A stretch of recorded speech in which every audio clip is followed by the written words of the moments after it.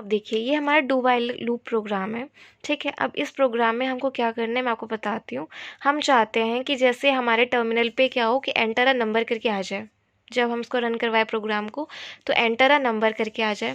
फिर हम क्या करें, उस नंबर में जब एंटर अ नंबर है तो हम कोई नंबर डाल दें। यहाँ पे कंडीशन दिख रही है ना आपको, ठीक है।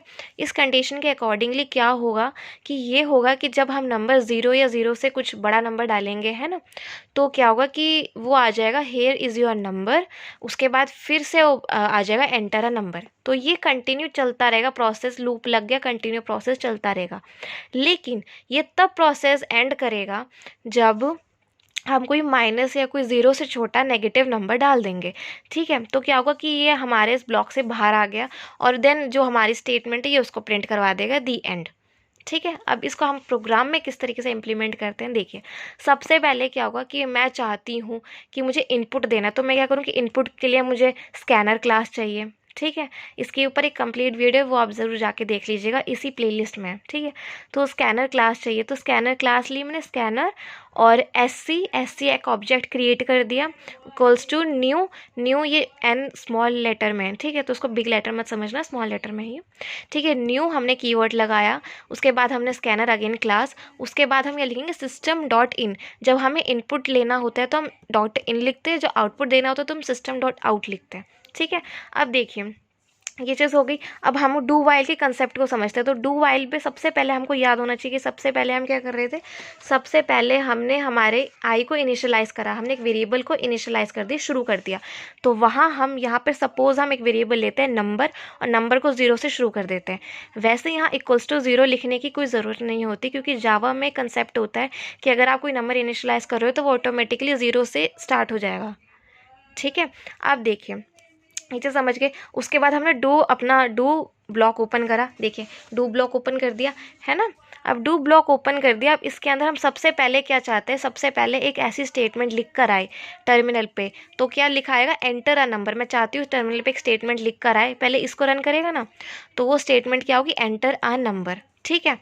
अब देखिए, अब एक और चीज़, एक इम्पॉर्टेंट चीज़, यहाँ पर हमने क्या किया था, यह हमने काम के बाद अपडेशन करवाई थी ना, मतलब काम के साथ हमने नीचे यहाँ पे अपडेशन करवाई थी, ठीक है। लेकिन यहाँ पे अपडेशन नहीं होगा, यहाँ पे ये कंसेप्ट होगा कि जो हमने हमारे इनपुट में हम नंबर डालेंगे ना, वही हमारे नंबर वाले वेरिएबल में जाना चाहिए, ठीक है। तो आपको पता होना चाहिए इनपुट पे नंबर डालने के लिए हम कौन सा फंक्शन इस्तेमाल करते हैं, हम नेक्स्ट इंट करके फंक्शन इस्तेमाल करते हैं।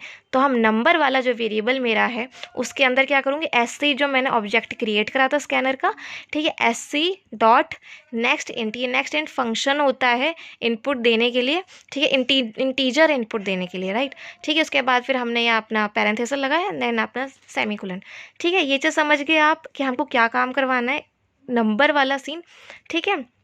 अब इसके नीचे आते हैं हम। अब इसके नीचे अब देखो हमको एक चीज़ लिखवाना है। देखिए अगर ये बात सही हुई, अगर मतलब देखो ये तो इनपुट चला गया, ठीक है। और एक और चीज़ यहाँ पर नीचे की तरफ को याद है आपको, हम नीचे की तरफ को कंडीशन लगाते हैं डू वाइल में, नीचे की तरफ को कंडीशन लगाते हैं, राइट। तो हम कंडीशन यहाँ लगा देंगे, ठीक है। यहाँ हमने कंडीशन क्या लगाई है, कंडीशन पे ज़रा गौर आजमाइए। देखिए जो हमारा नंबर है वो नंबर हमारा क्या कहते हैं, 0 से बड़ा या 0 के बराबर हो, ठीक है। तब क्या होगा, तब ये जो हमारे लूप में वर्क, तब जहाँ यहाँ पे स्टेटमेंट लिखी है ना, हियर इज़ योर नंबर, ठीक है, वो आप उसे प्रिंट करवा दो और उसके बाद फिर से एंटर अ नंबर डाल दो, ठीक है। उसके बाद फिर वो कोई पॉजिटिव नंबर डालेगा, उसके बाद अगेन ये दोनों स्टेटमेंट्स आ जाएंगे, हियर इज़ योर नंबर, उसके बाद अगेन एंटर अ नंबर, ठीक है। अब आप पूछ रहे होंगे कि यार ये 2 बार क्यों लिखा है, इसको एक बार भी लिख सकते थे। लेकिन अगर इसको मैं एक बार लिख देती तो ये क्या होता कि single here is your number एक ही लाइन में आ जाता।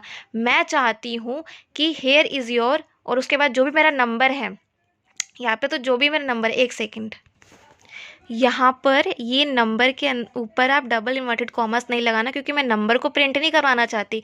नंबर के अंदर जो मैं वैल्यू इनपुट में दे रही हूँ ना, वो प्रिंट हो जाए, ठीक है। तो क्या होगा कि जो पहले आ जाएगा हेयर इज़ योर, और नीचे जो भी नंबर मैंने प्रिंट करवाना है, जो भी मैंने इनपुट दिया है ना, वो नंबर यहाँ आ जाएगा, ठीक है।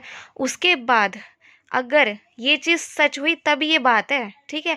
लेकिन अगर ये चीज़ नंबर कोई नेगेटिव डाल दिया मैंने, कोई नेगेटिव नंबर दे दिया, तो क्या होगा, ये ब्लॉक से बाहर निकल आएगा और उसके बाद जो मेरा स्टेटमेंट है, जो प्रिंटिंग स्टेटमेंट है, दी एंड, वो प्रिंट दी एंड कर देगा, ठीक है। तो बहुत सिंपल है। और देखिए मैं एग्जांपल बताती हूँ, जैसे कि स्टार्टिंग क्या करूँगी, जब मैं ये प्रोग्राम लिख के रन करवाऊंगी तो सबसे पहले क्या आएगा, एंटर अ नंबर, ठीक है। मैंने क्या किया, -8 लिख दिया।